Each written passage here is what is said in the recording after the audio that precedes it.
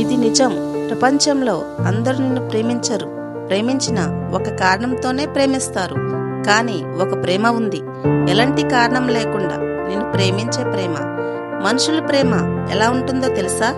నీవు నవ్వుతూ ఉంటే, నీవు గెలుస్తూ ఉంటే, నీవు అందంగా బలంగా కనిపిస్తే అందరూ నీ చుట్టూ తిరుగుతారు.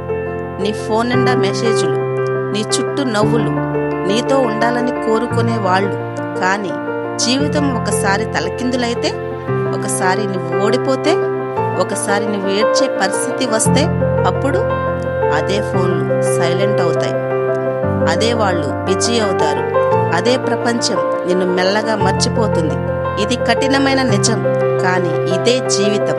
ప్రపంచం ప్రేమిస్తుంది, కానీ ఒక నిబంధనతో ప్రేమిస్తుంది. నీవు ఉపయోగపడితేనే, నీవు బలంగా ఉంటేనే, నీవు నాకు అవసరమైతేనే. ఒకసారి ఆలోచించు. నీవు బలహీనంగా ఉన్నప్పుడు, నువ్వు కన్నీళ్లు ఆపుకోలేకపోతున్నప్పుడు, నీవు ఎవరికి చెప్పుకోలేని బాధలో ఉన్నప్పుడు, అప్పుడు నీతో ఎవరు ఉండరు. ఈ ప్రశ్న నీ జీవితంలో నిజమైన వాళ్లను బయటకు తీస్తుంది. కొన్నిసార్లు ఎవ్వరూ ఉండరు, అక్కడే మన హృదయం విరిగిపోతుంది. కానీ అక్కడే ఒక అద్భుతం మొదలవుతుంది. నీవు అనుకున్నావు నేను ఒంటరివాడని అని, కానీ నిజం ఏమిటంటే నీవు ఎప్పుడు ఒంటరివి కాదు. ఎందుకంటే యేసు నీతో ఉన్నాడు. నువ్వు విరిగిపోయినప్పుడు ఆయన నీ పక్కనే నిలబడ్డాడు.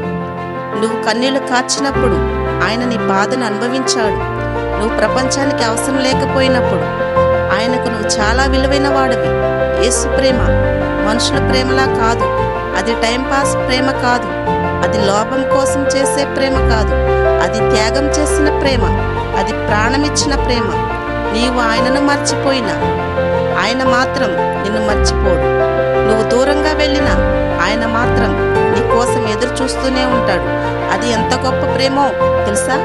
నువ్వు అర్హుడివి కాకపోయినా నిన్ను ప్రేమించే ప్రేమ. మనమేం చేస్తాం? మనకు సహాయం చేసిన వాళ్ళను కూడా మర్చిపోతాం. మనకు ఒకసారి సహాయం చేసిన వాళ్ళను కూడా గాలం కడిచే కొద్దీ గుర్తుపెట్టుకోం. కానీ మన కోసం ప్రాణమిచ్చిన వారిని ఎన్నిసార్లు మర్చిపోతున్నాం? నిజంగా మనం ఆలోచించాలి. నీ జీవితంలో ఎంతమంది ఇలా నిన్ను ప్రేమించారు? నువ్వు ఈరోజు ఎక్కడ ఉన్నావు? ఎంత బాధలో ఉన్నావు? ఎంత ఒంటరితనంలో ఉన్నావో అది ఎవరికి తెలియకపోయినా యేసుకు తెలుసు. నీవు నిశ్శబ్దంగా ఏడ్చిన రాత్రులు, నీ ఒంటరిగా అనుభవించిన బాధ అన్నీ ఆయనకి తెలుసు. మరియు ఆయన ఎప్పటికీ నిన్ను ప్రేమిస్తూనే ఉన్నాడు. ఈరోజు ఒక చిన్న నిర్ణయం తీసుకో. నిన్నంతగా ప్రేమించే యేసును నువ్వు కూడా ప్రేమించు. ఆయనను మర్చిపోకు. ఆయనతో మాట్లాడడం మొదలుపెట్టు. ఎందుకంటే ఈ ప్రపంచం ఇచ్చే ప్రేమ మారిపోతుంది. ప్రపంచం నిన్ను వదిలేస్తుంది, కానీ యేసు ప్రేమ మాత్రం ఎప్పటికీ మారదు, ఎప్పటికీ నిన్ను వదలదు.